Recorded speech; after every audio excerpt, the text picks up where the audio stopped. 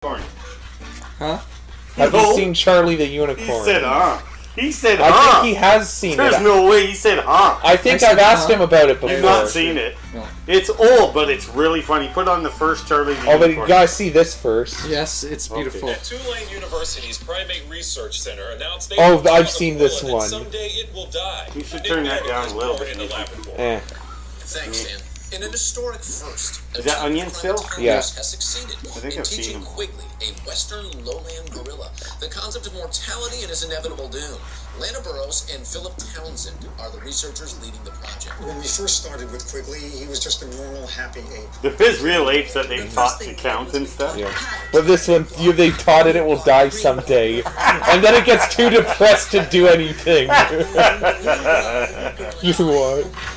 The research showed Quigley photographs of dead, dying gorillas while communicating the phrases "you someday" and "no choice." It took thousands of repetitions, but Quigley finally became cognizant of the correlation between himself and the decomposing pile of hair and flesh in a photo. Quigley shared his feelings in a confessional after completing each exercise. Subtitles. That was a great moment. They're just painting pictures like these almost every day. To make sure Quigley retains the awareness of his own demise, the team spends several hours per day reinforcing the certainty of death's arrival. Quigley, you die. You will die soon. The researchers say at first Quigley could only communicate rudimentary fears about his own death. But he soon moved on to expressing more complex emotions, like indifference and self-hatred.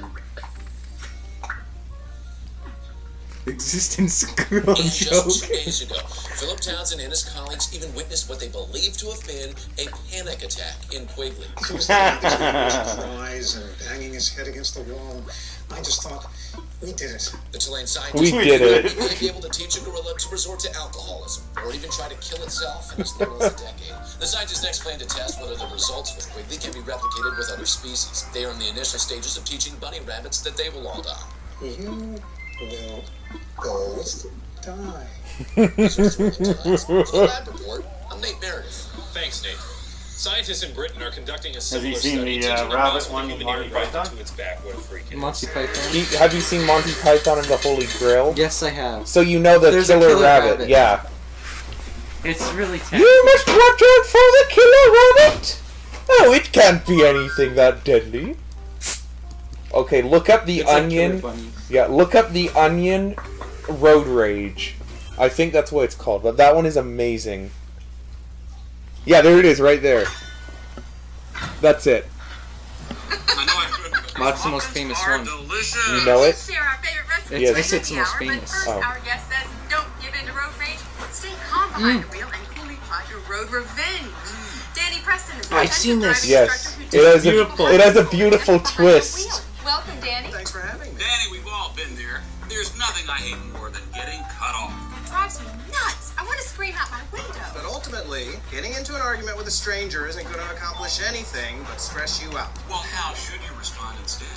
Take a deep breath, count to 10, then follow the other driver home. Well, you don't want to get into a fight on the highway. Right. Once you know where he lives, you could sneak into his house every couple weeks, rearrange a bunch of things. Something that says, you're out there, and you're unpredictable. Sounds like that's safer than losing your temper. Anger's just one letter away from danger. Ooh. I like that. You want to stay zen. Keep your mind clear and put a plan in place that will ruin the other driver's chance at a happy future. Now, you also talk a lot about empathy, putting yourself in the Wait, start this over so Dad can see it. Okay, it's beautiful. You gotta watch It's how to channel your road rage into road revenge. Muffins are delicious. Have you ever seen what's his name? How does he not get pulled over by the cops? Wait, you gotta listen to everything they say in this one. Road revenge.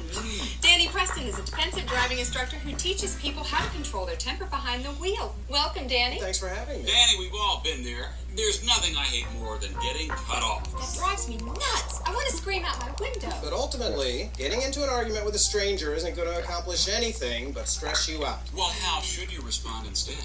Take a deep breath, count to 10, then follow the other driver home. Well, you don't want to get into a fight on the highway. Right. Once you know where he You get to his lives, house. you could sneak into his house every couple of weeks, rearrange a bunch of things. Something that says you're out there and you're unpredictable. Sounds like that's safer than losing your temper. Anger's just one letter away from danger. Danger. You want to stay zen, keep your mind clear, and put a plan in place that will ruin the other driver's chance at a happy future. Now, you also talk a lot about empathy, putting yourself in the other driver's shoes. Exactly, Jim. Just last week, I was waiting for a stoplight to change when some angry driver behind me was leaning on the horn. But then, I remembered, he's human. Just like me. He has a family that loves him. And that's an exploitable weakness. And I started sending him videotapes, hours-long videotapes filmed outside his parents' home.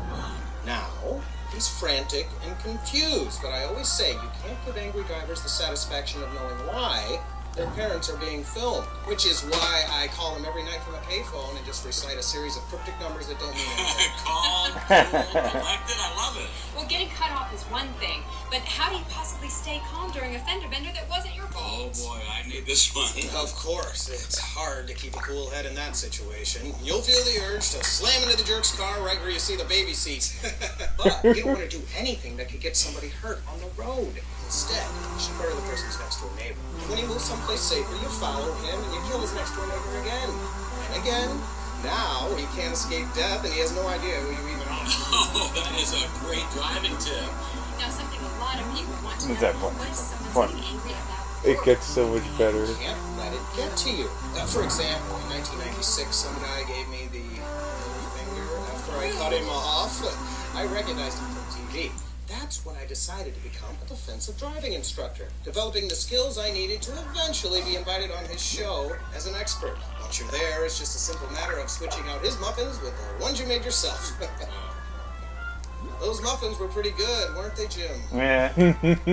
How many did you eat? What? Thank you so much for sharing your What's tips, in 'em? Danny. Danny is not my true name. Did he say? Danny is not my true. No, they're just poisoned, I guess. And at the end, he says, "Danny is not my true name." Yeah. It has a Twilight Zone twist to it. Try Charlie the Unicorn. I'm Yeah, surprised look it that up. You've never seen it. Yeah. You won't get far. It's got to have like 7 million. Yeah. Like it's been out there since one of the very first ones. 2006 or something. It's one of the very first ones. You were a little kid when I showed you. Yeah. But it is funny. Yeah, It's I love just how so bizarre. the TV host rear-ended the guy or gave Yeah. him the middle finger, so that guy became wow. a It's defensive actually driving pretty instructor. recommended. So It's he what? could get 12 years old. It's 12 years old and how many hits? 36 million, but there's some 36 more million? There's 49 million on the second one. Well, There's Charlie like 2, 5 you of mean? them. Yeah, but the Charlie 2 and 3 aren't as funny. The original Charlie is what you want to watch. Because the other ones, then they knew that they were cool. See, this was some kids made this. Hey, Charlie! Charlie the Unicorn. Wake up! Oh, remember that, Nathan? Yes. Silly sleepyhead, wake up! Oh God, you guys. This had better be pretty freaking important. Is the meadow on fire? No, Charlie. We found a map to Candy Mountain. Candy Mountain, Charlie. Yeah, Charlie. We're going to Candy Mountain. Come with us, Charlie. Yeah, Charlie. It'll be an adventure. We're going on an adventure, Charlie. Yeah, Candy Mountain, right. I'm just gonna, go back to sleep now. No, Charlie. You have to come with us to Candy Mountain. Yeah, Charlie. Candy Mountain. It's a land of sweets and joy. And joyness. Please stop bouncing on me. Candy Mountain, Charlie. Yeah, Candy Mountain. Alright, fine. I'll go with you to Candy Mountain. La la la la la la la la la. Enough with the singing already. Our first stop is over there, Charlie. Oh God, what is that? It's a Leopleurodon, Charlie. Magical Leopleurodon. It's gonna guide our way to Candy Mountain. Alright guys, you do know that there's no actual Candy Mountain, right? Shun the non-believer. Shun. Shun. Yeah. Look at that one. It just makes. He's spoken. He's told us the way. It didn't say anything. It's just over this bridge, Charlie. This magical bridge of hope and wonder. Is anyone else getting, covered in splinters? Seriously, guys, we shouldn't be on this thing. Charlie. Charlie. This has a twist ending. It does.